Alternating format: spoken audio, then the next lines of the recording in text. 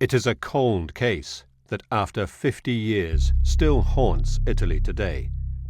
An epic travesty of justice, shrouded in mystery and deception. The case, known in Italy and internationally as the Monster of Florence, involved the ritualistic serial murder of 8 young couples, accompanied by the horrific mutilation of the sexual organs of the female victims. Cover-ups and evidence tampering have muddied the case so badly that more than 5 decades later, utter confusion reigns. Evidence points to a powerful esoteric sect believed to be behind the killings.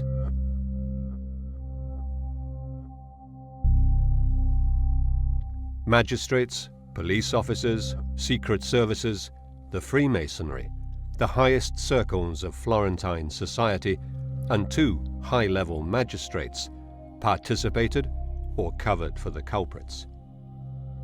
3 major investigative leads have failed to close the case once and for all. First, a farm laborer, a postman, and a quarry worker, dubbed the Picnicking Friends, are convicted as the killers, revealing a terrifying subculture of Satanism and sexual perversion in the beautiful Chianti countryside. Then, this chilling phone call opens a whole new lead.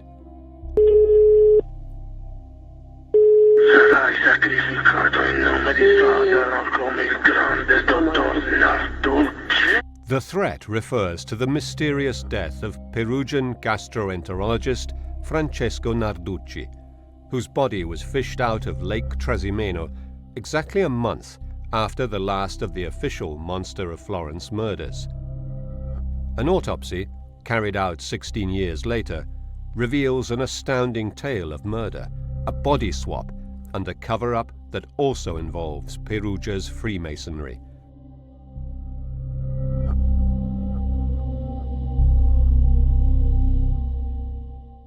È innegabile che, ed è emerso dalle indagini che The Freemasonry did discuss the issue internally and took certain decisions. e prevalse una certa linea. The prosecutors believe that the Narducci murder and the Monster of Florence case overlap here, in this quaint Tuscan town of San Casciano Val di Pesa, where the doctor comes in contact with the town pharmacist, also a suspect, along with the Picnicking Friends, Pietro Pacciani, Giancarlo Lotti, and Mario Vanni.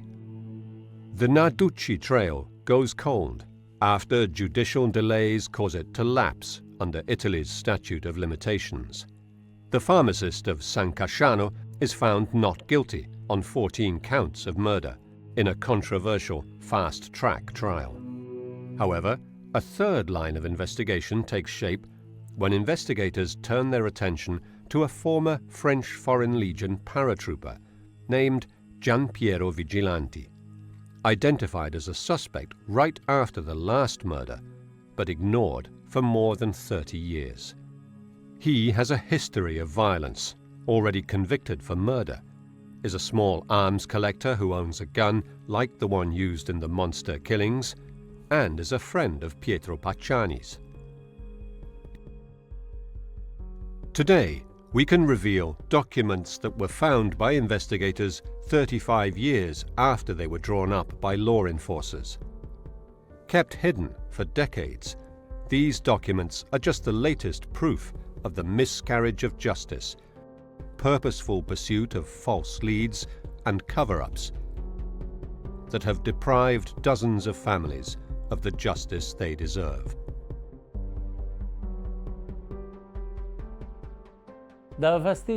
This investigation troubled someone in the upper levels of the criminal organization, because there is no doubt that there was an upper level. At least 15 other people, in some way associated with the case, are silenced before they can speak, suggesting that the Monster of Florence murders are much more than a series of ritual killings or the work of a single assassin. Luciano Malatesta's sister was a witness to the satanic orgies and shared the terrible secret with her brother before she too was killed. Allora, mia sorella mi ha detto questa vicenda qui. My sister told me this. She told me straight up that in this whole story that involved our uncle and aunt, that also was connected to the Monster of Florence, to the murders, was made possible with the involvement of a magistrate in Florence. And she also mentioned his name. She mentioned several names, but the name of this magistrate was Prosecutor Vigna. E ne ha fatto il giudice del giudice Vigna. For 40 years, the instigators of these horrific crimes and their friends in high places have been protected by a code of guilty silence.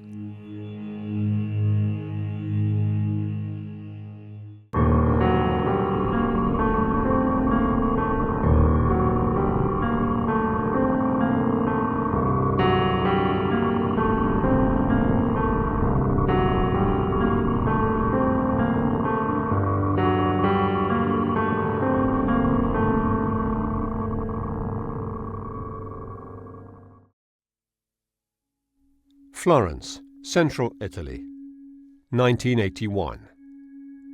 Young couples still find moments of intimacy on the back seat of their cars in the shady and cool hills around the city. But for some of these couples, the country roads and paths will become a place of terror and death in the hands of a band of hired assassins. But the network of clients that commissioned and paid for the murders and protected the material killers has been kept secret. Today, for the first time, photographs and documents never seen before shed new light on the shocking truth. Michele Giuttari is a decorated cop who fought the mafia in the most dangerous, dark corners of southern Italy. From 1995 onwards, he heads the Florence Criminal Investigation Squad and studies the massive documentation gathered in the case files over the years. Ho dovuto subire anche delle minacce, anche gravi di morte, degli attentati. I received serious death threats. Not least, one morning I found that all 4 tires of my private car had been slashed. Una mattina l'ho ritrovata con le 4 gomme tagliate. Minacce di morte che I received death threats that I have to say I had not received even in previous years when I had investigated and distinguished myself personally as a witness in trials against 'Ndrangheta and Cosa Nostra, the Sicilian mafia. nella lotta all''Ndrangheta e nella lotta a Cosa Nostra, alla mafia siciliana. I asked myself, who did my investigation of possible masterminds threaten? Possibili mandanti.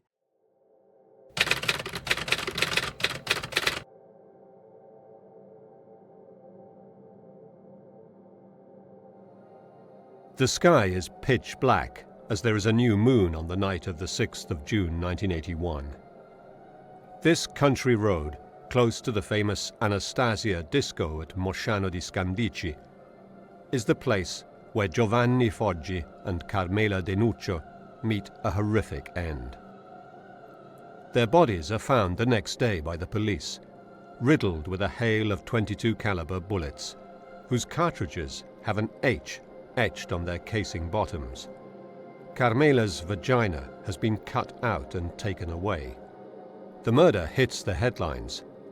Investigators find a peeping Tom who knows a bit too much about what happened and arrest him. But his wife gets an anonymous phone call and is told that he'll soon be freed. Sure enough, 4 months later, while the peeping Tom is still in jail, Stefano Balbi and Susanna Cambi are murdered at Travelli di Calenzano on October the 22nd, 1981. Susanna's genitals are mutilated and taken away from the crime scene. The killer leaves a size 44 boot print. The peeping Tom is released from prison. It's another new moon. June the 19th, 1982. The monster makes his first mistake. Paolo Mainardi and Antonella Migliorini are making out in the back of their car along the road to the village of Baccaiano, south of San Casciano. They have just finished, and he has moved to the driver's seat when he sees something that scares him. He puts the car in reverse, but drives into a ditch on the other side of the road.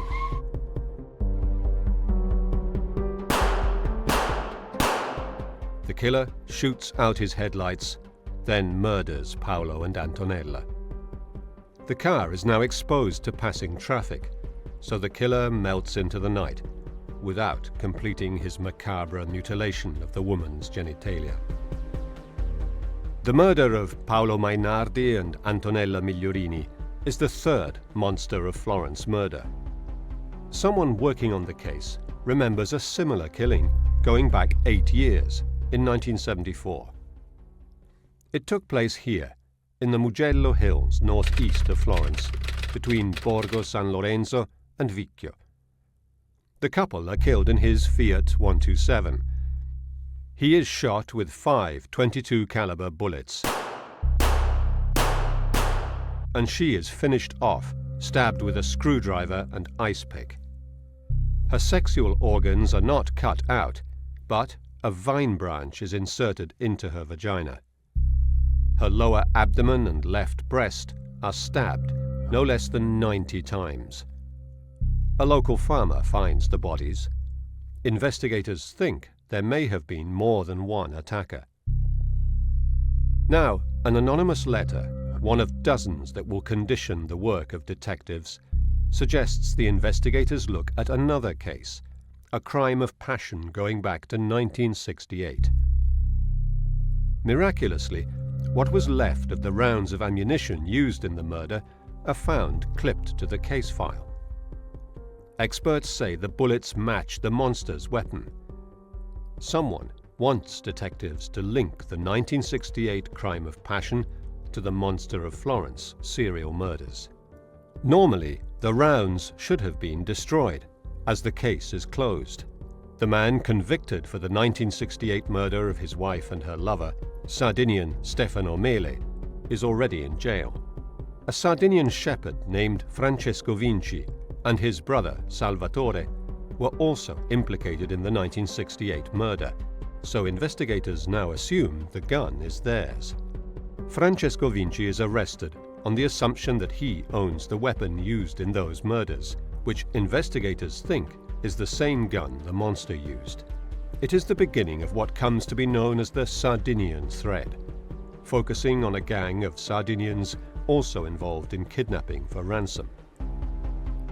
However, Francesco Vinci will soon be released, as the monster strikes again on the 9th of September 1983, while Vinci is sitting in jail.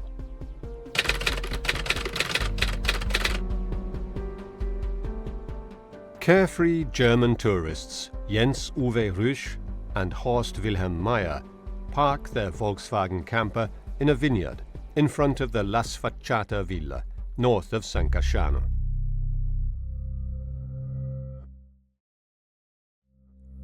Their bodies are found the following evening by a fellow German, Rolf Reinecker, who had told them the night before not to park their van there near the villa, infamous for its wild parties. They have been shot through the rear window, and torn-up gay porn magazines are strewn around the van. Investigators think that the killer might have confused them for a man and woman. The trajectory of the shots fired provides a key clue about the killer, suggesting he must be taller than 1.80 meters. If the monster is a lone assassin, he can't be Francesco Vinci, who is released from jail, but will continue to be part of this story, together with Rolf Reinecker. The elusive Monster of Florence is now spreading terror throughout the community, especially among young people, who no longer feel safe. Il clima che si respirava sicuramente era un clima sia in città che nelle campagne dove colpiva, un clima There was a general atmosphere of fear both in the city and the countryside, wherever the monster struck. Young people changed their habits, and going to secluded places in the country became dangerous. I was young at the time and lived in Florence, and getting a bit of privacy involved being really organised. People's lives changed because there was a general sense of danger. E quindi il modo di vivere era cambiato proprio perché si percepiva un pericolo generale. It's the 29th of July, 1984. Claudio Stefanacci and Pia Rontini are massacred in this clearing near Vicchio in the Mugello Hills. They are shot with the usual .22 caliber rounds, but she manages to get away. She runs a few meters before being shot again, and then mutilated. Her left breast is sliced off, along with her vagina, and taken away. A new clue comes to light. She works at the Vicchio train station bar, where, according to the bar owner, a man with a large ring on his finger had watched her and her boyfriend. The last murder opens a painful and complex chapter in the Monster of Florence case.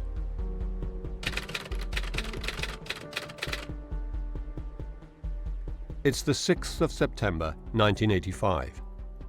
French couple Nadine Moriot and Jean-Michel Cravechvili have set up their tent in the Scopeti clearing, north of San Casciano. They arrived in Italy on the 4th, and on the 6th are seen at the local country fair at Cerbaia, near to San Casciano.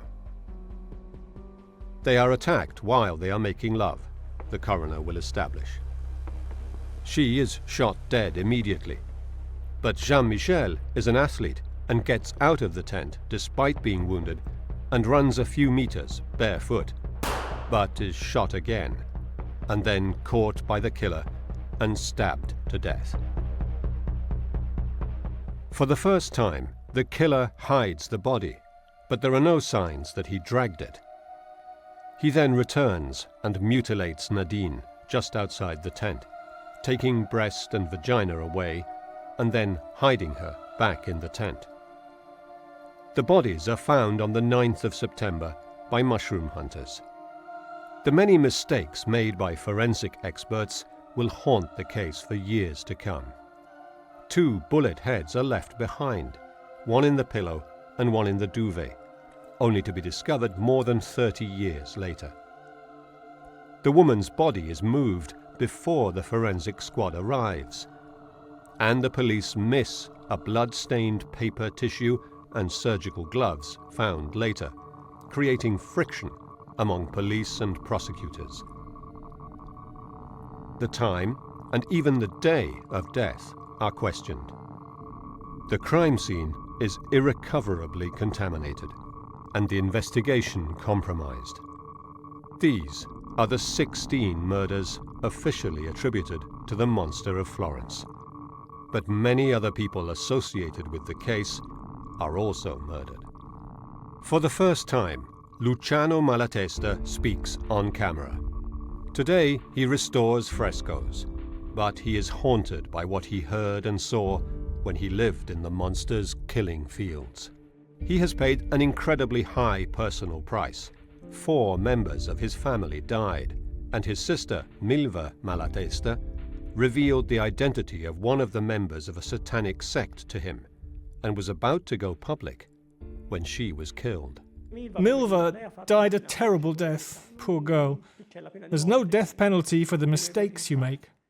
I can't bear to remember. The kid, too. All these young people died violent deaths. Someone has to get the truth out. But I can say that a powerful machine for mystification and manipulation has been set in motion.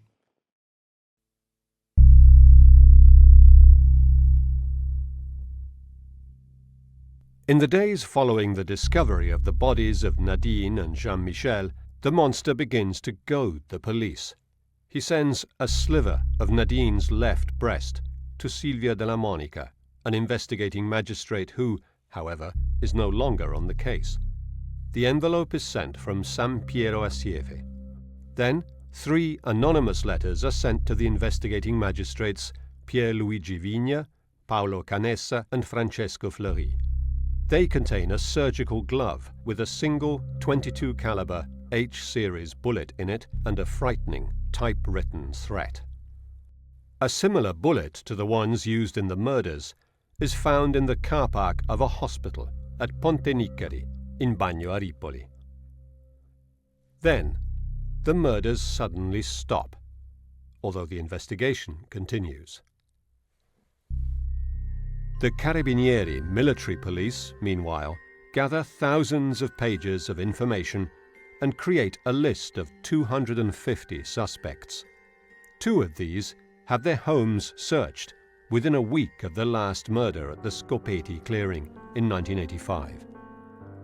Standing at number 31 on the list is Pietro Pacciani, native of Vicchio, but resident in Mercatale. He is violent, a sex maniac, and later will be jailed for repeatedly raping his daughters. Gli omicidi del mostro hanno delle differenze clamorose. The monster murders are very different from anything Pacciani might have done. Se noi andiamo ad analizzare come il mostro... If we analyze how the monster treated the victims, we see that he was completely detached. There was neither mental nor physical contact with them. Cioè non c'era un'attività né mentale né fisica a livello sessuale nei confronti delle vittime. Pacciani invece era... Pacciani was called Vampa or Flushface because he would get all red. He was a sex maniac. He would have touched, he would have raped, he would have taken advantage of the situation, even if he went on to murder. Avrebbe toccato, avrebbe approfittato della situazione, magari prima di uccidere. 38th on the list of suspects is another native of Vicchio, now resident in Prato, Giampiero Vigilanti, a multi-murderer. His home is searched just 8 days after the Scopeti clearing murder, and this note is written by the Carabinieri with handwritten comments by the commander of the Prato station, who found ammo that matched the monster's weapon. This document, held by the SISTE, the Interior Ministry's Secret Service, is only discovered in 2018. As a young man, Vigilanti sought sex in male public toilets. He was jailed for public acts of homosexual obscenity, murdered 2 Arabs in Marseille after serving in the French Foreign Legion, and he is also presumed as involved in a previous murder by Pacciani back in 1951. He keeps newspaper cuttings of the Monster of Florence murders in his home and his mother's, including this one, dating back to the 1974 murder. Why is he a suspect? Because he knows how to handle weapons. He is violent. He spent many years in the French Foreign Legion. But above all, he is born and raised in Vicchio. At number 181 is another name that will occupy the crime pages of newspapers for years to come. Francesco Narducci is a gastroenterologist and gynecologist, a brilliant doctor and a Freemason. He dies, apparently from drowning, in Lake Trasimeno, exactly a month to the day from the last murder. A later probe into his death reveals a shocking secret. C'è una documentazione della squadra mobile della questura di Perugia da cui risulta che l'ispettore... We have documents showing that the special branch in Perugia assigned its most senior inspector, the criminal investigation unit's most senior inspector, sul delitto degli Scopeti sui delitti to investigate the Scopeti clearing murder, the Monster of Florence murders, and specifically Francesco Narducci, in the days following the murder at the Scopeti clearing, without being specifically requested to do so by the Florence investigators. The names of Pacciani, Narducci, and Vigilanti will dominate the 40 years of investigations that follow.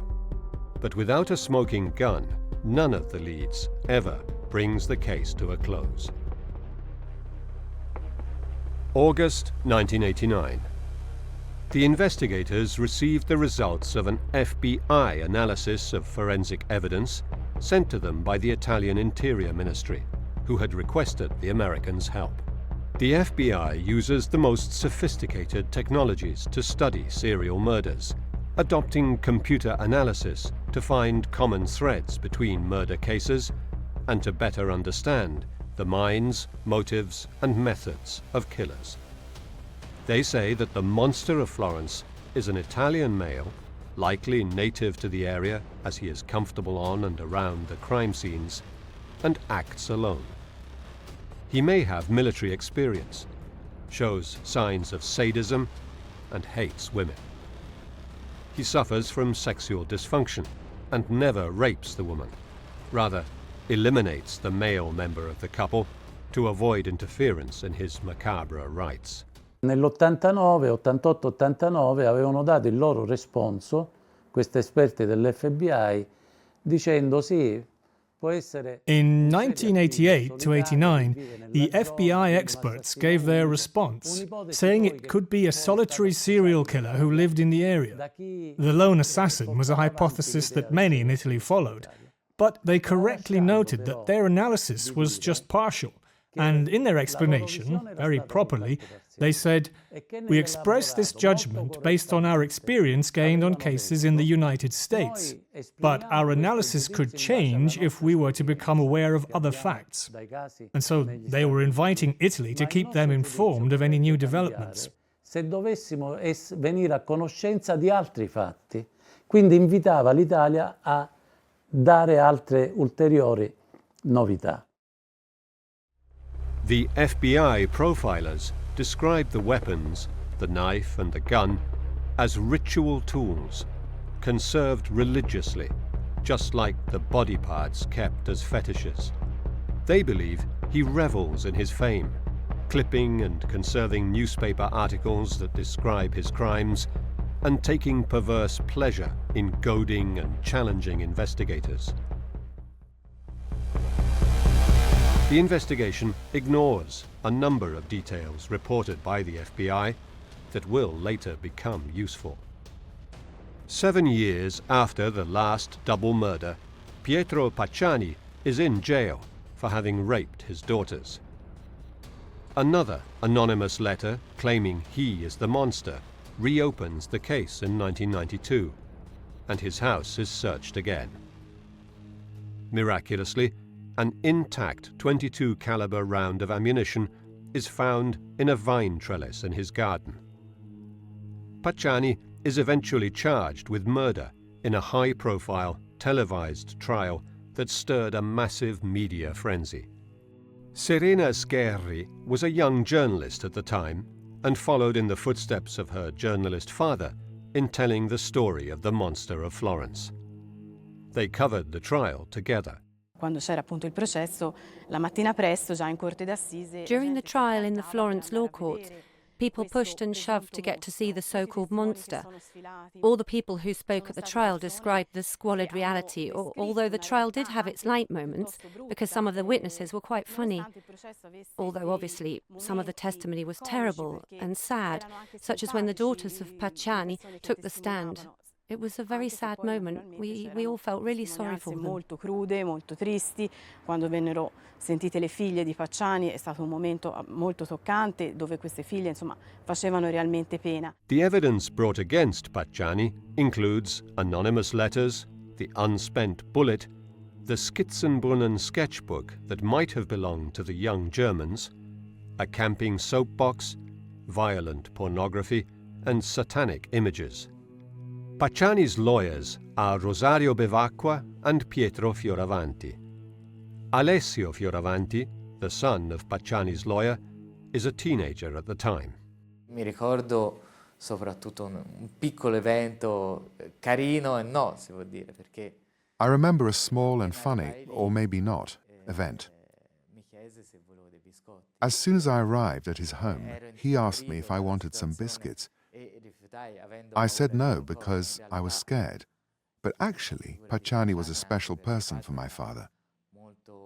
A sex maniac towards his daughters, a monster from that point of view. Il maniaco sessuale delle figlie era un mostro da quel punto di vista, ma era anche un tipico. But he was also a typical Tuscan farm laborer, rough, who swore now and again, which is totally normal, but not really scary when you were there. Però non faceva tutta questa paura quando eri lì.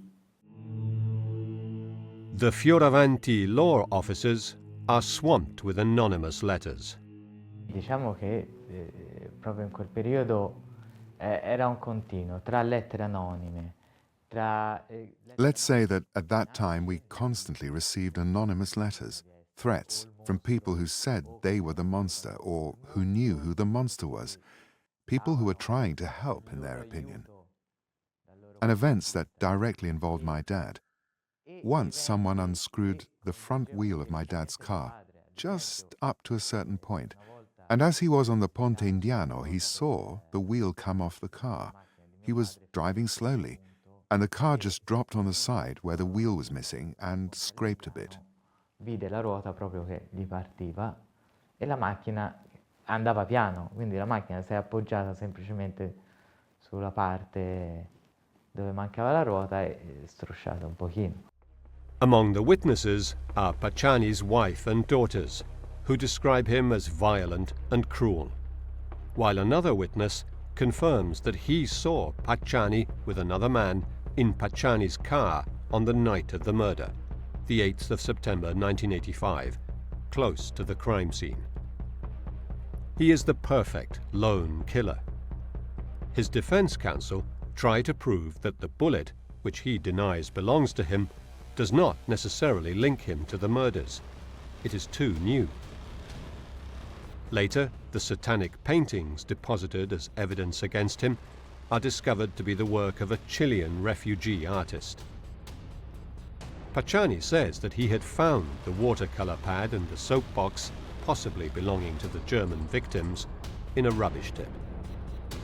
He claims he is innocent and being framed, a scapegoat.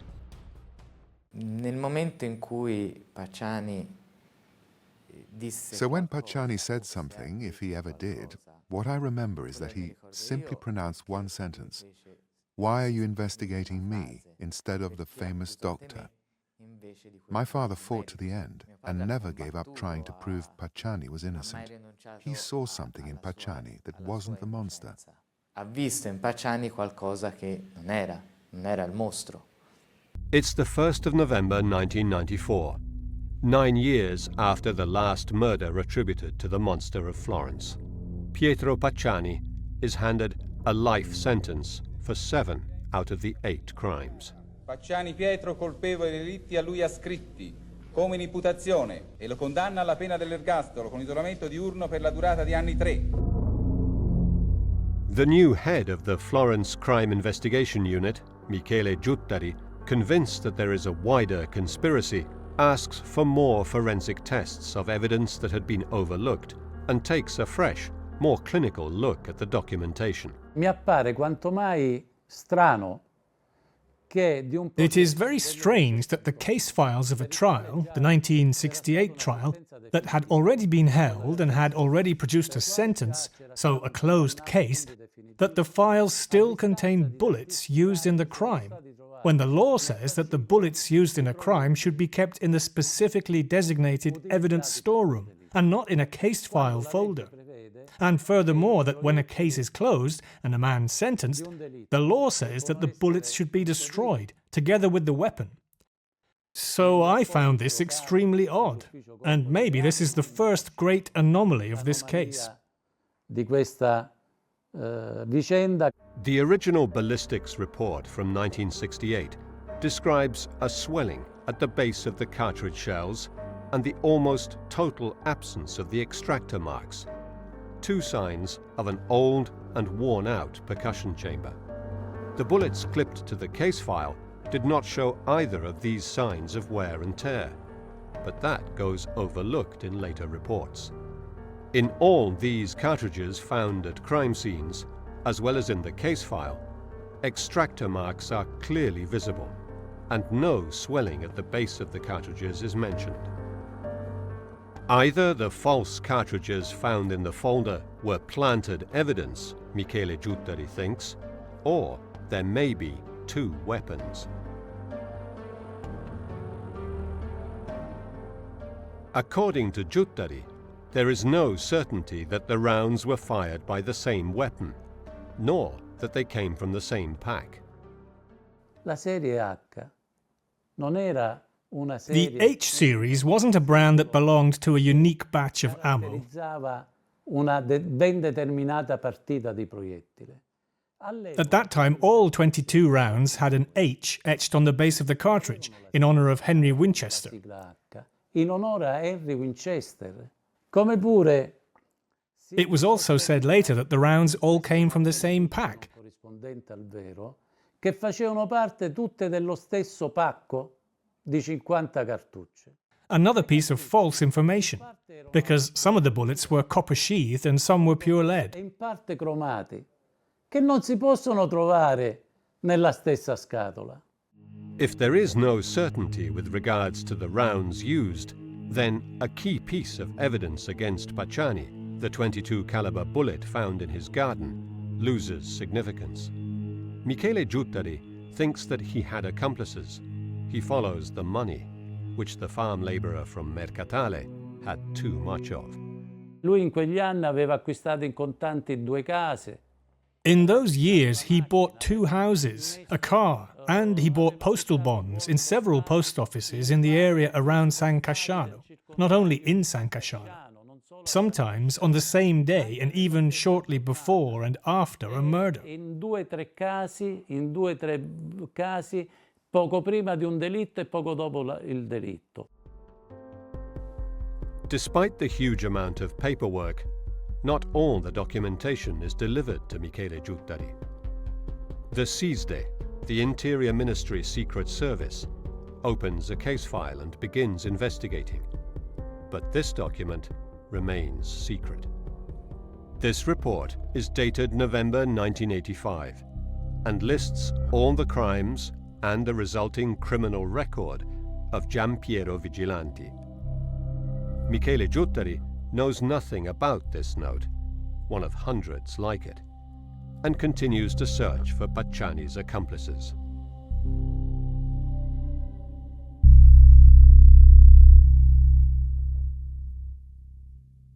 Michele Giuttari identifies Pietro Pacciani's best friends who spend time with him in this bar, the Bar Centrale of San Casciano, next to the former Calamandrei pharmacy. Per trovare I possibili complici di Pacciani bisognava indagare. To identify Pacciani's accomplices, we needed to investigate Pacciani's friends at the time. E tra queste frequentazioni e amicizie, quelle più... Among these, his strongest ties seemed to me to be with Mario Vanni and Giancarlo Lotti. Io chiesi l'autorizzazione a porre sotto controllo... I asked for authorization to tap the phones of Mario Vanni and of the bar of San Casciano, where Giancarlo Lotti spent his time, because the place where he lived, which was a sort of hostel managed by a priest, had no phone. Una specie di casa famiglia gestita da un prete, non c'era telefono. Pacciani, Vanni and Lotti all go to the San Casciano bar. They visit prostitutes together. They are peeping toms together. Luciano Malatesta, as a young child, knew these men for what they were: beasts. Vanni was the postman. Vanni had sexual relations with my mother many times. I was a witness to it. I said so in the Pacciani trial. I was 5 or 6 years old. I saw it all. She had sex with Pacciani too. She said so herself. Pacciani was famous for being violent. He beat my dad, together with my uncle, Antonio, who played an active part in this whole business, and had a role in the death of my father. My uncle held my dad, and Pacciani beat him and said to him, "As soon as I find you alone, I'll kill you," he said. It was a gang, you see. Up there in San Casciano, many people know, many people. Some even gave me details, speaking to me in public places. But when I said, come and tell the investigators, they pretended not to remember. The whole story still scares people. Vanni and Pacciani raped Luciano Malatesta's mother and, according to him, were part of a gang of criminals working for a coven of devil worshippers led by his aunt and uncle. Several prostitutes who worked in Florence and lived in this area of San Casciano begin to collaborate, telling detectives what they know. Among them is Gabriella Ghiribelli, one of the prostitutes visited by clients from San Casciano. I opened the scope of the investigation to several women and got to a certain Gabriella. Gabriella calls up Lotti, and Gabriella complains that because of him, she has been involved in the investigation and has been questioned by the police.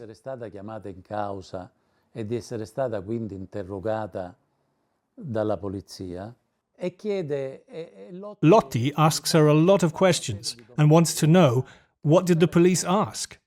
He wants to know what she said, and she says that you were there because you told me you stopped to relieve yourself.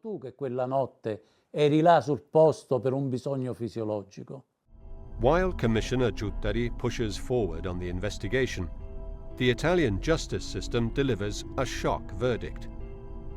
The judge in the Pacciani appeals trial refuses to hear the new witnesses, and on the 13th of February 1996 declares Pacciani innocent. La Corte d'Assise d'Appello di Firenze, sezione seconda, assolve Pacciani da tutte le imputazioni per le quali ha riportato... No, signori!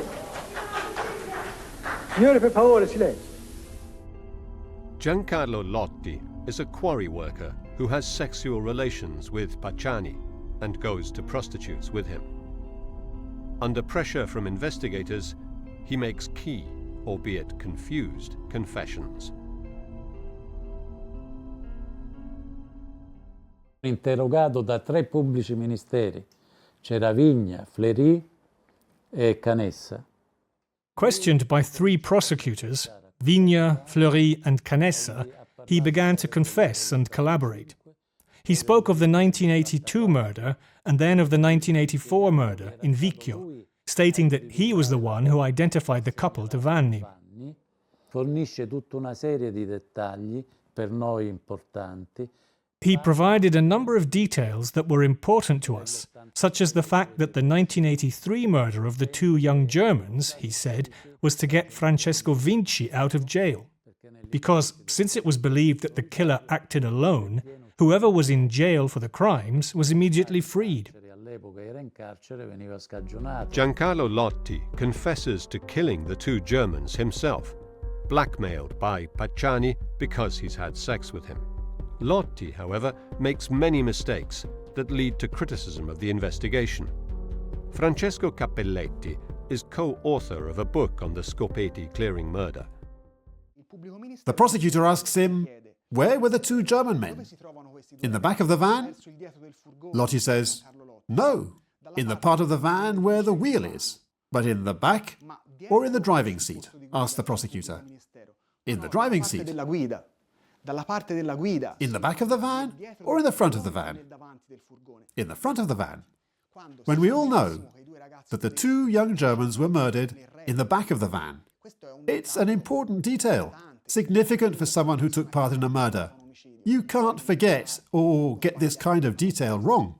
However, Lotti provides other unknown details, such as how they washed the knife in the Sieve River after the 1984 murder. His description of the last murder does, however, contain contradictions. Lotti confesses that he was the lookout on the 8th of September, the controversial date of the murder established by the investigators, while Mario Vanni cut into the tent and Pietro Pacciani shot through the front of the tent. I ask myself, why does this person tell such lies? Is there ever a declaration by Lotti in the 30-odd depositions he made, there are about 30, in which he says something that is not already known? because the media always covered this case in detail, so the papers spoke of it. And I noticed, I may be wrong, but I don't think so, that not a single detail that Giancarlo Lotti describes has not been covered by the papers. Parla del delitto dell'82 dove aveva fatto lui il palo e indica dove, sul posto dove si era messo. He describes the 1982 murder, where he says he was the lookout. He showed us where he stood and what the others did. And then for the 1985 murder, he provides us with a completely new detail that no one had ever mentioned before, describing the cutting of the tent from the bottom up.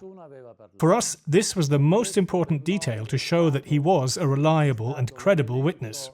Più importante e sicuro della credibilità e affidabilità di Lotti. None of the killers was fast enough or agile enough to stop the fugitive Frenchman, although Lotti says that he was just 4 meters from where he was struck down. The investigators think there may have been a 4th man, the famous doctor, more athletic than the others, the one for whom the killers left the fetishes on the side of the road, the famous doctor that many witnesses speak about, including Pacciani, who said in his first trial, "Why don't you investigate the famous doctor?"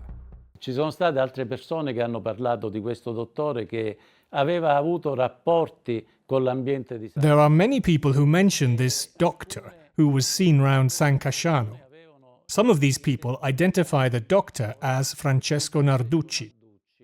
Michele Giuttari listens to Giancarlo Lotti and the telephone intercepts for hours and hours.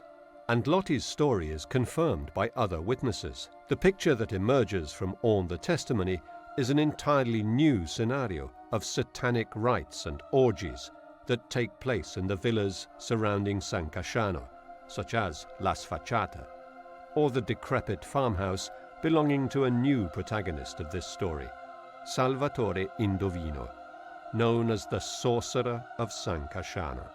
Now the investigators can connect the black masses to the murders and believe the fetishes were used for magic rites. In 1981, the young Luciano Malatesta comes to live in the house next door to the crumbling farmhouse where Salvatore Indovino lives with his companion Filippa Nicoletti.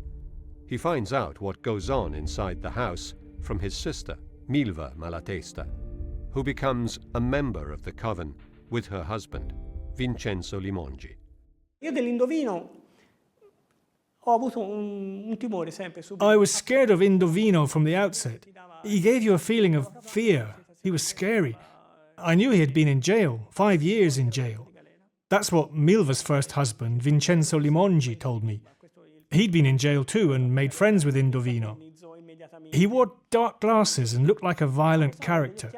His house was a mess, and when you went there was a staircase, and on the right was the kitchen, and on the left a room that was closed, okay? It was all dirty, all messy, you see? Once, by mistake, I tried to go into the room on the left, and Filippa caught my hand and said, "You must never go in there." Questa qui è della stanza a sinistra e subito mi prese la Filippa. No, qua non ci deve andare, mi disse. According to Luciano Malatesta, the black masses were held elsewhere, places where his sister Milva met Florentine high society, powerful people who owned villas surrounding San Casciano, who were untouchable. She told him that among those present was the future anti-mafia commissioner, Pierluigi Vigna. Ma c'erano delle persone importanti di Firenze. There were important people of Florence there. Vigna, Calamandrei, my uncle and aunt. E delle persone importanti di Firenze. Dice che praticamente si mettevano un cappuccio nero. And they wore black hoods, passed a cup full of blood around and held orgies, had sex. She mentioned a schoolmate of mine from elementary school and said he took part in the rites. And I was shocked.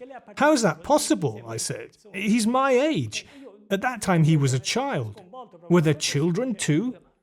Yes, there were children. Ma che c'erano anche bambini? E lei mi disse sì, c'erano anche dei bambini.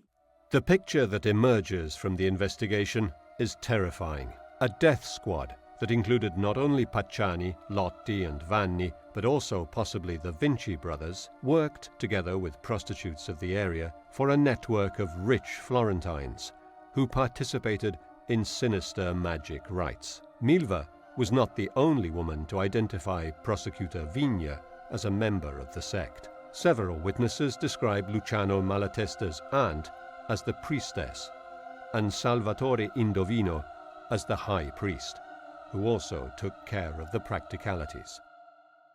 Among the witnesses to the rites is prostitute Gabriella Ghiribelli, whose clients came from all social classes, from the labourers Pacciani, Lotti and Vanni, to well-to-do professionals of San Casciano in Florence.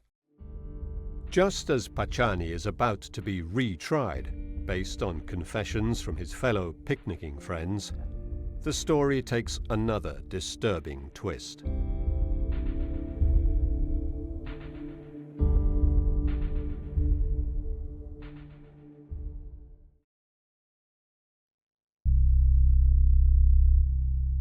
It's 1998, 13 years after the last double murder.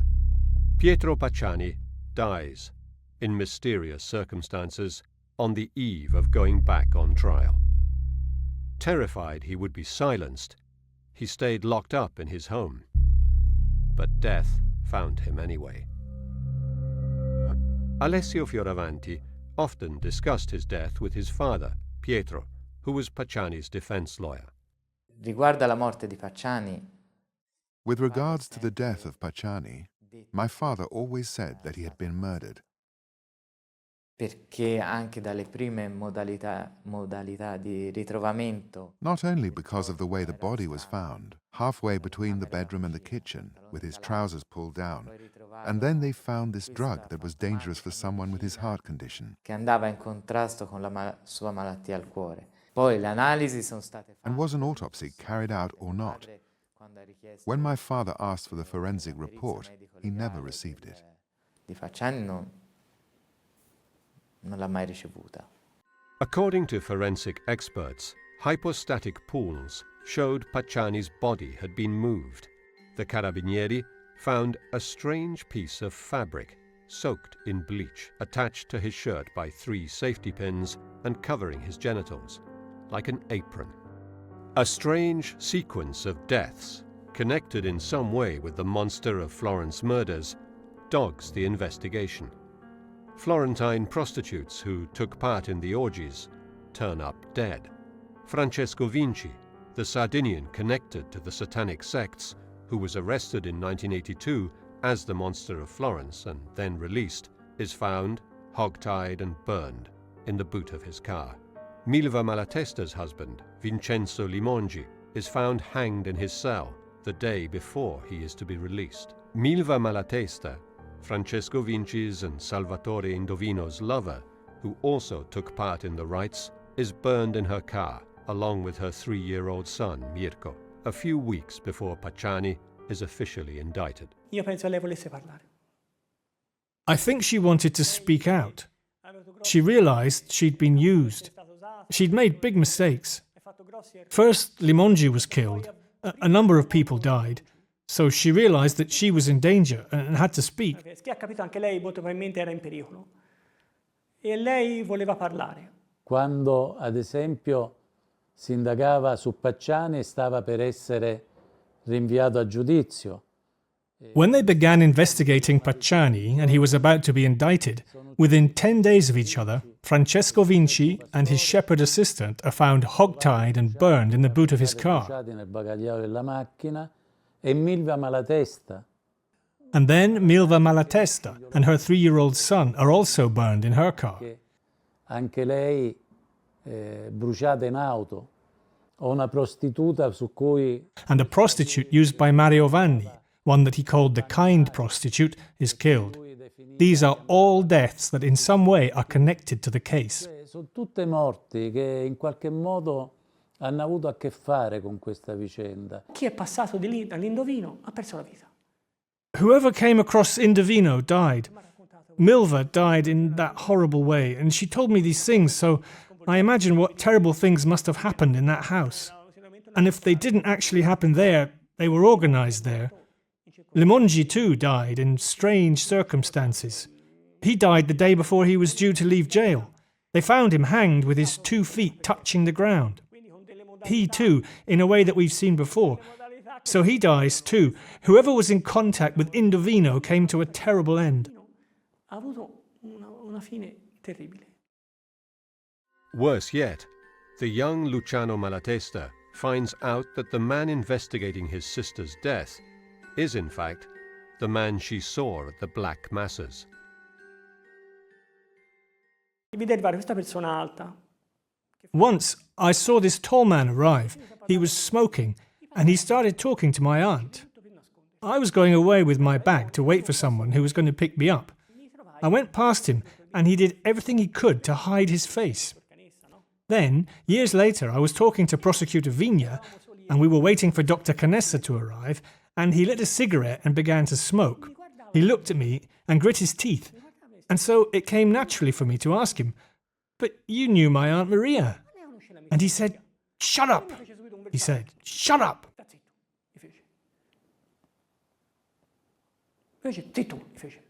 Many potential witnesses die, and Pietro Fioravanti makes a list of them. There were prostitutes, a friend of Vanni's, Vinci, Pacciani. But despite this, prosecutor Paolo Canessa and detective Michele Giuttari managed to get the Picnicking friends' guilty verdict confirmed by the Supreme Court in 2001, 16 years after the last double murder. Still, the collateral deaths and the series of anonymous letters suggest that the conspiracy is far wider than just the 3 middle-aged men.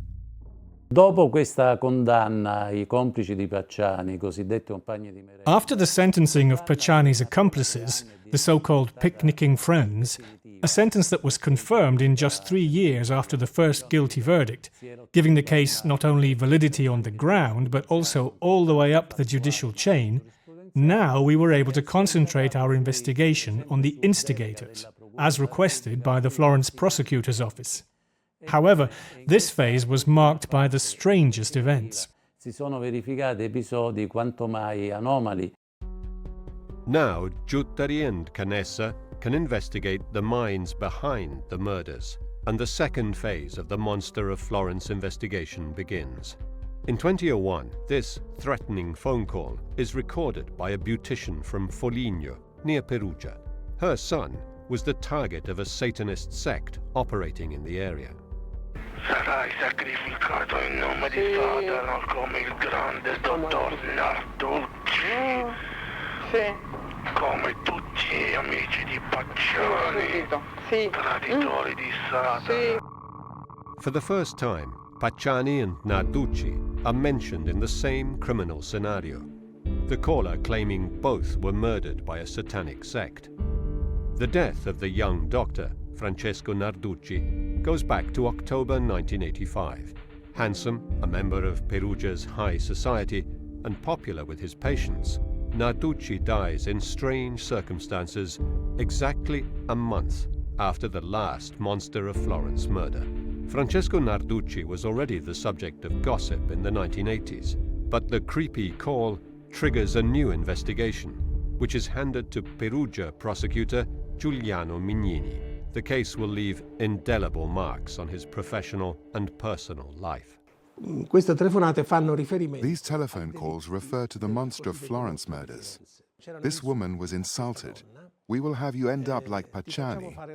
Then the name Pacciani, joined by the doctor in the lake Trasimeno, who is later called the great Dr. Narducci. These telephone calls were recorded by a beautician of Foligno, who recorded them on tapes. And since they refer to Narducci and the murder of this doctor, I opened a murder investigation. Just as the Perugia investigation is getting underway, Michele Giuttari searches the home of the San Casciano pharmacist, Francesco Calamandrei, after a declaration by his wife, Mariella Ciulli, who had accused him in 1988 of being the Monster of Florence and keeping the fetishes in their freezer. The police don't find the fetishes, but what they do find in the raid is disturbing all the same. Ma Francesco Calamandrei ci risultava Francesco Calamandrei came out of the previous investigation of the Monster of Florence. Avevamo valutato, indagando sui possibili mandanti anche, we had hypothesized during our investigation into the instigators that the murders had some esoteric meaning that lay behind the removal of the intimate parts of the female victims. All'asportazione di queste parti intime delle vittime femminili. And we found that there was, in fact, a certain sense of perversion in the documents, magazines and other material we found in the home of the pharmacist. Nella documentazione, nei documenti, in libri, in riviste che avevamo avuto modo di acquisire nella perquisizione al farmacista. Paolo Canessa and Michele Giuttari now believe that there was a group of rich and powerful individuals living around San Casciano who held black masses and orgies, sometimes with children present. Once in a while, someone paid the group of killers to murder the couples in order to obtain the fetish body parts from the murdered women. This had happened before. Un caso che si era verificato. There was a case in the 1980s, between 1982 and 1984, in the United States, known as the case of the Chicago Rippers. Che in Italia era sconosciuto, dove in quegli anni alcune donne erano state sequestrate singolarmente. It was unknown in Italy at the time and involved a number of women being taken, one at a time, to a house, in a closed house, where they were murdered and parts amputated in a way that was similar to the murders around Florence. Undeniable signs were found that the murders happened in that house and that they were accompanied by satanic rites. Segni incontrovertibili che riconducevano ai delitti e segni incontrovertibili su cerimonie e rituali di satanismo.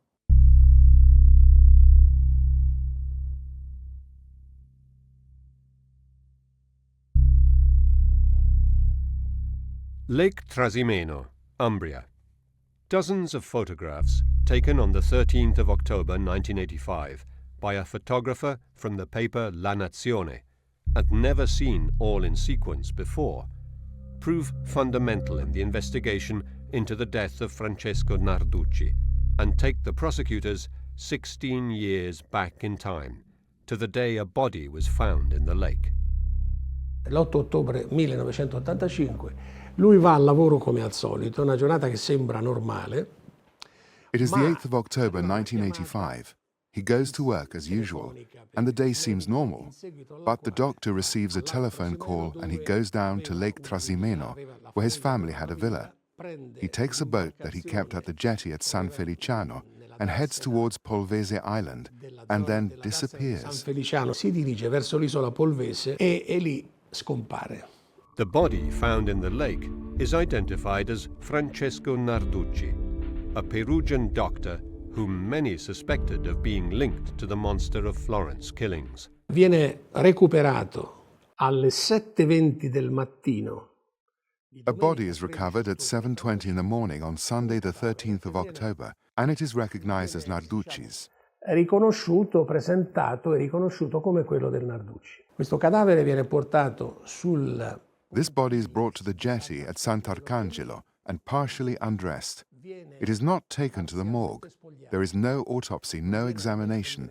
Non viene portato all'obitorio, non viene fatta l'autopsia, non vengono fatti gli esami correlati, non viene chiamato il medico legale. The coroner is not called. Rather, a young and inexperienced woman doctor is called, who declares that the cause of death was drowning, following a probable but not certain fainting fit. The body is taken away. The Narducci family clams up in silence. But 16 years later, Giuliano Mignini examines the death certificate and finds errors. The photographs show the body black and swollen. Mignini requests an analysis of the photographs to establish the height of the body, based on the paving of the jetty that is the same today as it was then. He finds out that the body recovered from the lake is shorter than Narducci, and he suspects that it is not the doctor's at all. that there has been a body swap, that the doctor from Perugia was killed and his body hidden, that the corpse of an unknown man was thrown in the lake to be recovered and put in the coffin on the jetty. This corpse was later exchanged with the real Narducci's, who was then buried, while the unknown man's body was disposed of. A shell game with corpses. A un certo punto ho detto che avevo fatto fare un primo accertamento per avere. So then I carried out an initial investigation to have an overview of the situation based on the paperwork, because I didn't want to have the body exhumed straight away. Non ci sono problemi, è successo questo, lo posso dire sulla base degli atti e finiva lì. The coroner could have said, there's no problem, this could have happened or that. Instead, Professor Pierucci, the head of forensic medicine, told me that he needed to carry out an autopsy, because on the basis of the paperwork alone, anything could have happened. Non si poteva escludere nulla. Despite the opposition of the Narducci family, Giuliano Mignini calls for the exhumation of the body, although he is ridiculed for believing that there could have been a body swap. It is 16 years after the body was found in the lake, but science doesn't lie. E nel momento in cui si è aperta la bara, io mi ricordo. As soon as we opened the coffin, we realized that the body found in the lake could not have been the same one. Perché il cadavere ripescato era senza capelli. The body recovered in the lake was bald, had a big head, had a big belly, con una circonferenza addominale piuttosto pronunciata, mentre il Narducci appariva. While Narducci had all his hair, a narrow skull, a 48 small-sized trousers that were big enough to allow for the presence of a sort of apron. Pantalone 48 small, perché portava, che era talmente larga per lui da consentire la presenza di una specie di grembiule. Francesco Narducci was throttled to death, and the body found in the lake passed off as his, although it was another unknown man. The coroner Pierucci has no doubt. Le conclusioni sono molto chiare. The conclusions are extremely clear. He said, we have the clear breaking of the upper left-hand horn of the thyroid cartilage. That's to say, an object that is up here, more or less. E questa rottura è stata determinata da una. And he said that this breakage was due to pressure exerted over 1 centimeter, 2 centimeters, locally exerted and growing in power. Crescente, intenzionale, perché se è crescente deve essere intenzionale. That was intentional, because if the pressure increased, it was intentional. So the victim was murdered by throttling, and that's what Narducci died of. Omicidiaria da parte di terzi con strozzamento, e il Narducci è morto per questo. Like Pacciani, Narducci has a piece of cloth covering his lower abdomen. The meaning of the strange apron has never been completely clarified, but Mignini commissioned research that determined it was linked to Freemasonry. Questo telo esprimeva una ritualità massonica arcaicizzante. The apron was part of an archaic Masonic rite, inspired by Egyptian symbology. Come se questa persona fosse stata degradata. And was punitive, as though that person had been degraded in a ritual context, according to our expert. In un contesto rituale. A quel punto, una volta che è emerso tutto questo, io non potevo pensare.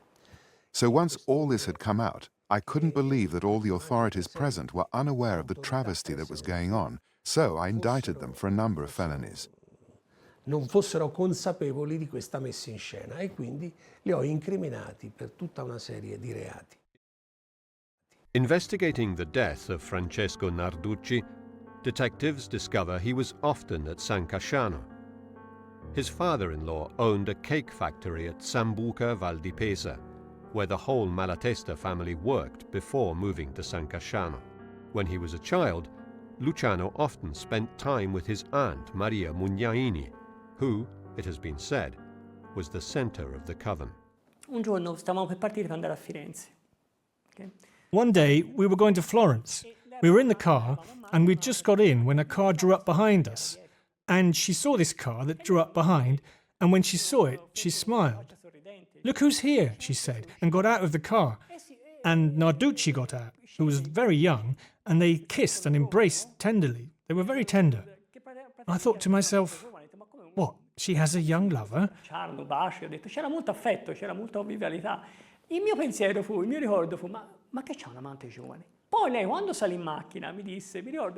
And then, when she got back in the car, she knew that I wanted to study medicine, that I loved medicine. He's a doctor. He's a very good doctor. She was enthusiastic. That's what I remember, the young lover.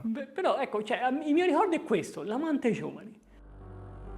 Narducci was recognized by many witnesses involved in this case of the Monster of Florence. According to them, he was a good friend of Francesco Calamandrei. They went to the same prostitutes, who recognized him through many verifiable details. One of the prostitutes present at the orgies recognized a chain he wore. His mysterious death is an important clue, but there is still no smoking gun. Although the murders stop when he dies, Narducci is never accused of anything. The pharmacist of San Casciano continues to deny having met him, despite the accusations of his wife, Mariella Ciulli. La moglie di Francesco Calamandrei dice dalla primavera del 1900. Calamandrei's wife speaks in the spring of 1988, so not exactly during the period of the murders that were in 1968, 1974, and between 1981 and 1985.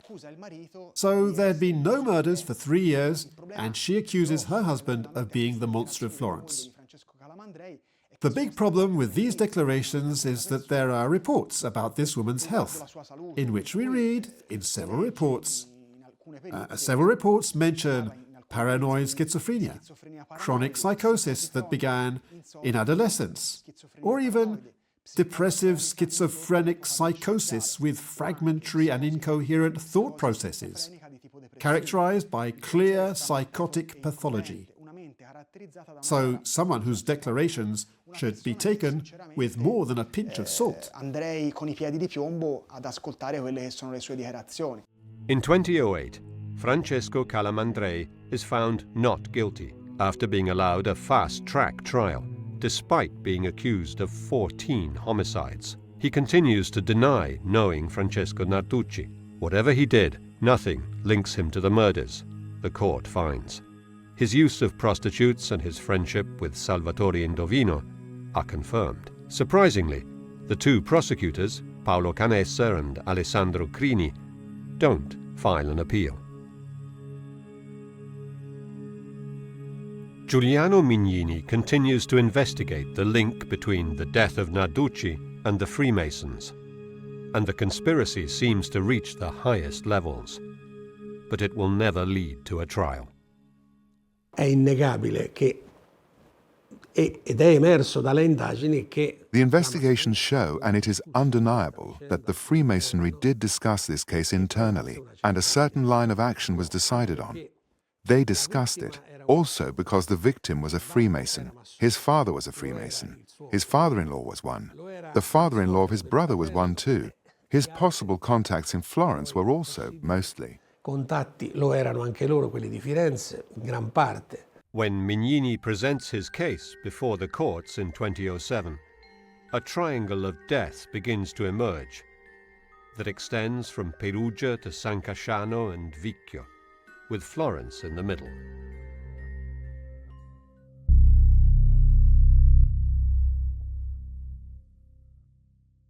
The Narducci case falls under Italy's statute of limitations after suspicious delays in the sentencing process. But the claim that Narducci was indeed murdered and his body swapped with another is accepted. Una partecipazione diretta del Narducci ai fatti fiorentini. We can't have any absolute proof that Narducci was part of the Florentine case because evidence should have been collected while Narducci was alive at the time. Quando Narducci era in vita all'epoca, Narducci è morto. Narducci is dead. But why was he murdered? Why was his murder covered with another murder?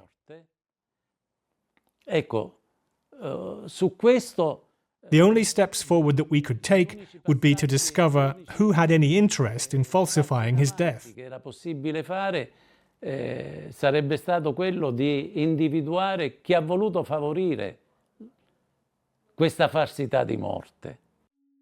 The case is now at a dead end. Again. 22 years have gone by since Nadine Moriot and Jean-Michel Kareshvili were murdered. The anti-monster squad is closed down, but Giuliano Mignini lobbies to have the Serial Crime Investigation Group created in 2004. Working from this building known as Il Magnifico, Giutteri and his team ask for more forensic tests, in particular on the items found by a passerby closest to the Scopeti clearing a few days after the murder. In un faldone del pubblico ministero, my men find, in one of the Florence prosecutor's files, a plastic bag containing a blood-soaked handkerchief and a couple of surgical gloves. Intriso di sangue e un paio di guanti da chirurgo. Scrivo tutto l'esito di questo rinvenimento e devo dire che questo mio atto I inform the authorities, and I have to say that this irritates the Florentine prosecutor, who doesn't appreciate my interest and says, "This has nothing to do with the case. It could be a false lead. Anyway, what do you want to do? Investigate me?" Ma poi che fai? Vuoi indagare su di me? Giutteri requests a DNA analysis, a test that was not available in 1985, but never receives the results. Only years later, with a completely new investigative lead and a new prosecutor, is it revealed that the blood belongs to the victims, a detail that raises even more questions, because their blood groups, A and O, are different from the one originally reported to have been found on the handkerchief, which was blood group B. Then, the unthinkable happens.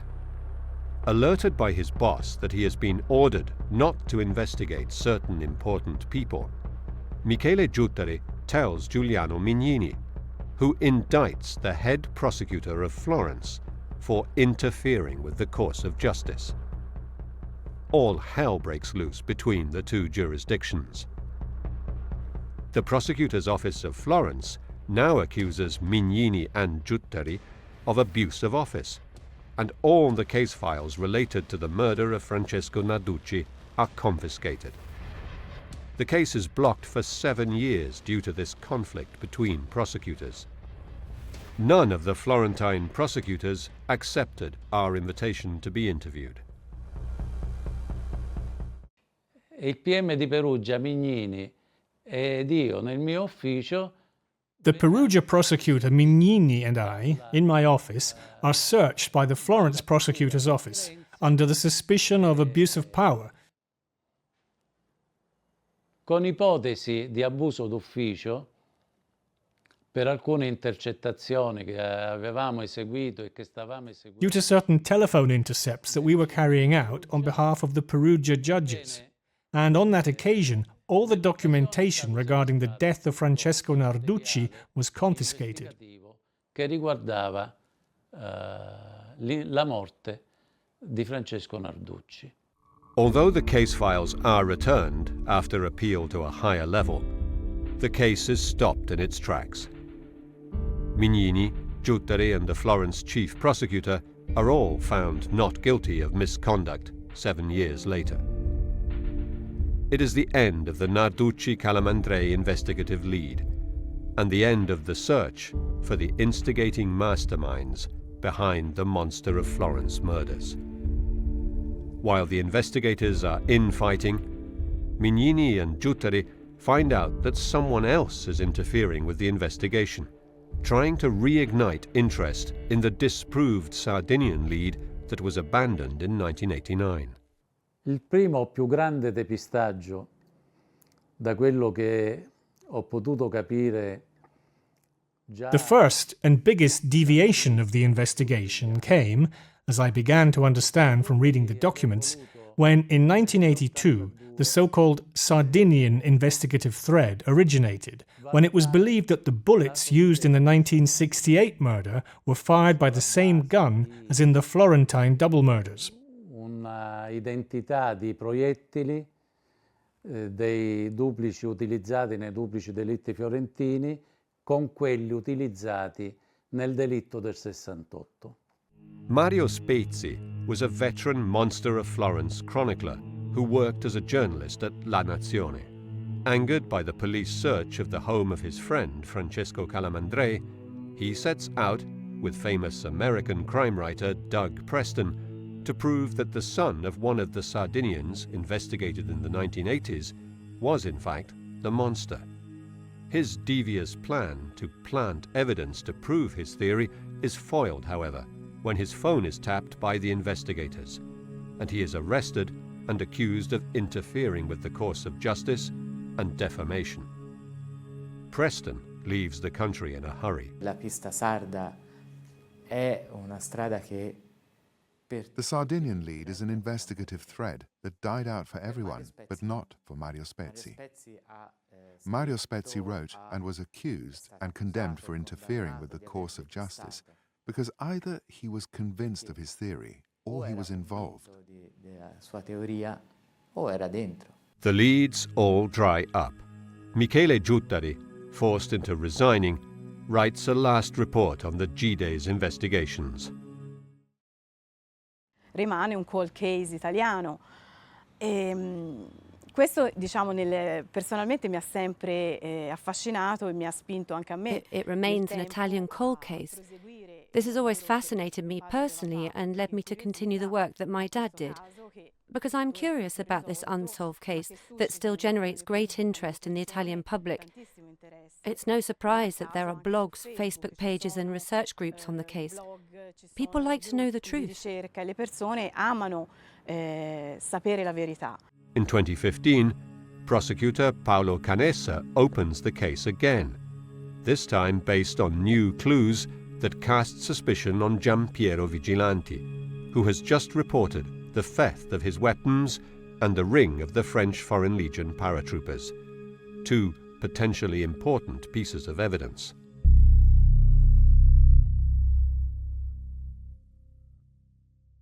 Giampiero Vigilanti spent 5 years in the French Foreign Legion and has a criminal record, including murder and causing bodily harm.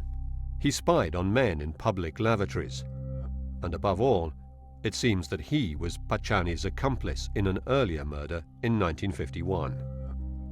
Vigilanti's name is number 38 on the famous list of suspects of 1985, and his name has already come out during the first Pacciani trial. His home had been searched in 1985, and 176 Winchester .22 caliber rounds were found, as well as a .22 caliber high-standard automatic that he used for target practice, holding a regular gun license.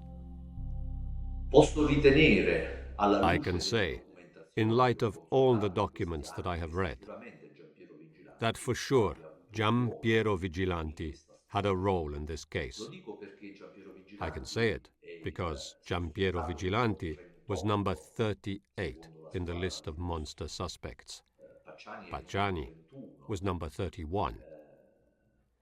8 days after the last double murder, the Carabinieri knock on his door, and in the search warrant, we read that he is considered someone who is involved in or identifiable as the Monster of Florence.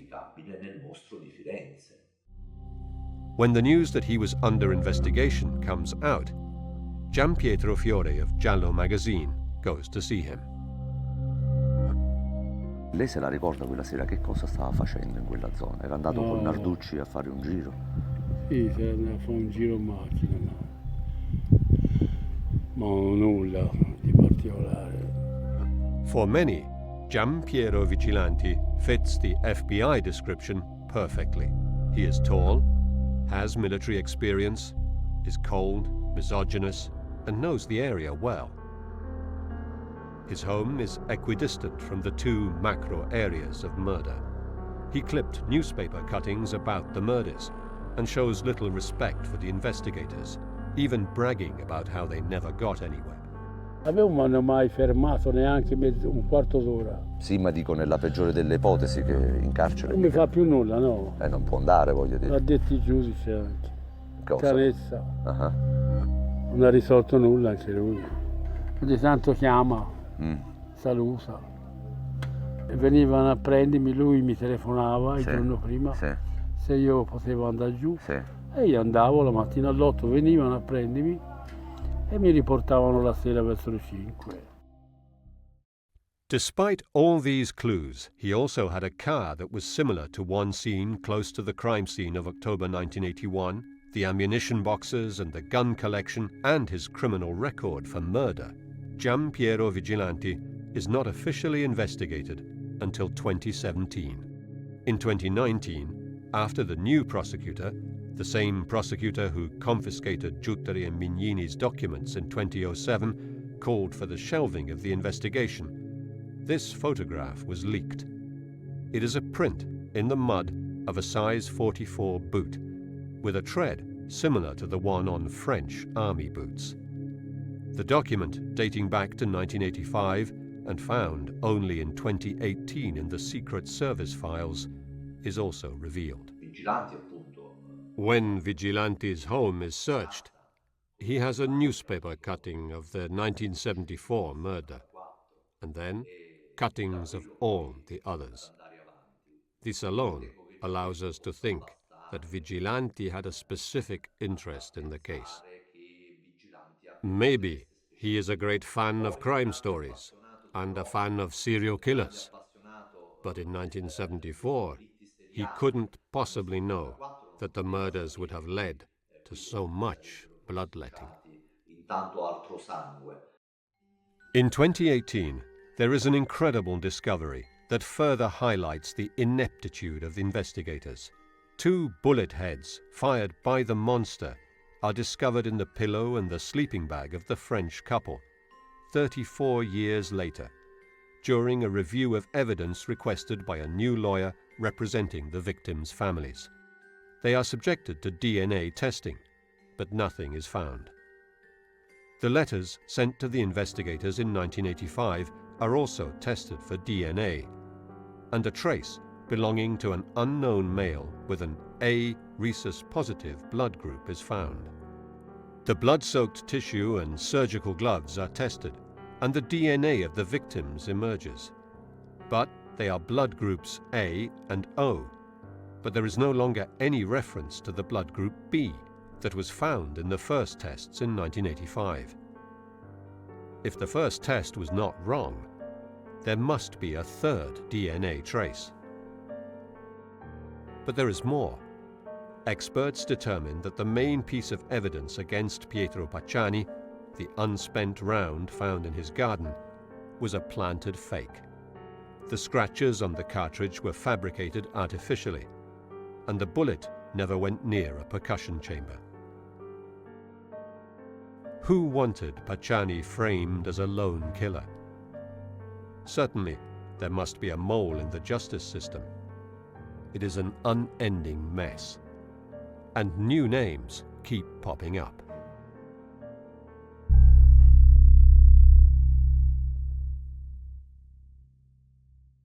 Geographically, the murders form an arc running from northeast to southwest of Florence, while the distance between Mercatale and Pacciani's home to the crime scenes of 1981, 1982, and 1983 is just a few kilometers. The first and the penultimate murders took place 60 kilometers away to the north, but close to the home of Vigilanti's mother. The 2 kill zones were equidistant from Vigilanti's home in Prato. Pacciani and Vigilanti knew the area of the Mugello like the back of their hands, and whoever came from the south, from Perugia, would have used the road intersection of Bagno a Ripoli, either to go northeast or southwest. There is also the possibility that some of the victims may have known the monster or the gang of killers. Susanna Cambi, murdered in 1981 at Calinsano, near Prato, along with her boyfriend Stefano Baldi, complained she was being followed. Her best friend, Elisabetta Ciabani, is murdered less than a year later while on holiday in Sicily, yet another unsolved crime.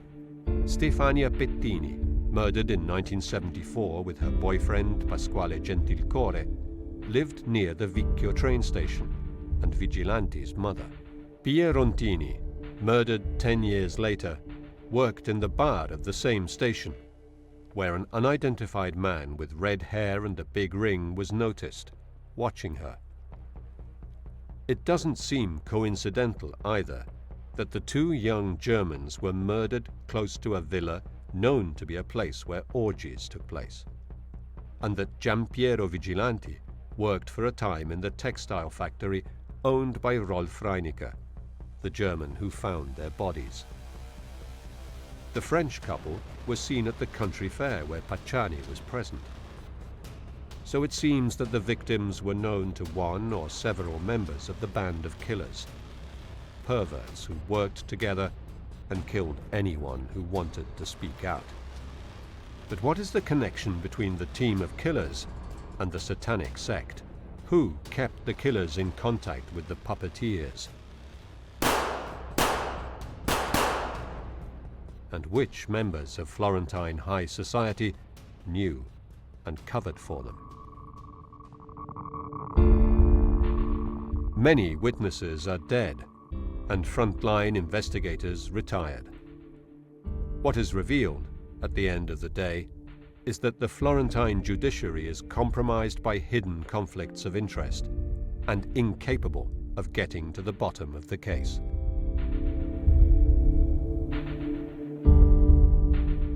L'ultima minaccia addirittura era giunta a casa mia.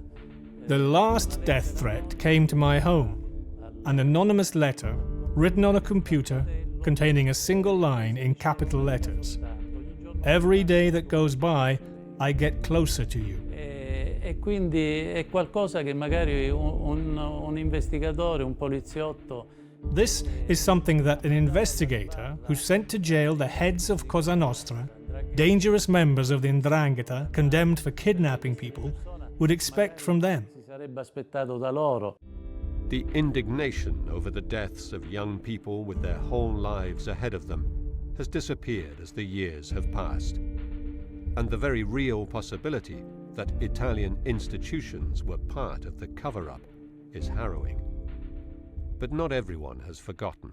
It was a great evil, absolute evil, total cruelty. Ignore good people, kill them cruelly, get away with it, laugh about it. I said to myself, faced with all this pain, what do you want to do? In front of all this evil, how can you react? Not with anger. Someone has to tell the truth. React with good. You can't react with more evil. You have to react with good.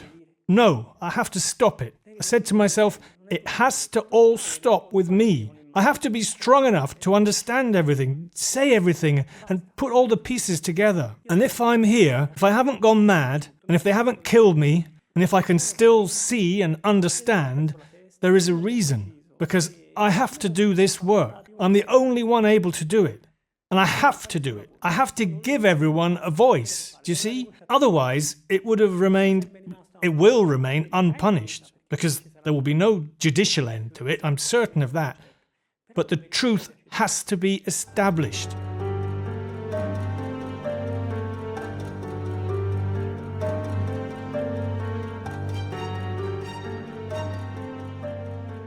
The city of Florence seemingly cannot face the ghosts of its past with a clean conscience.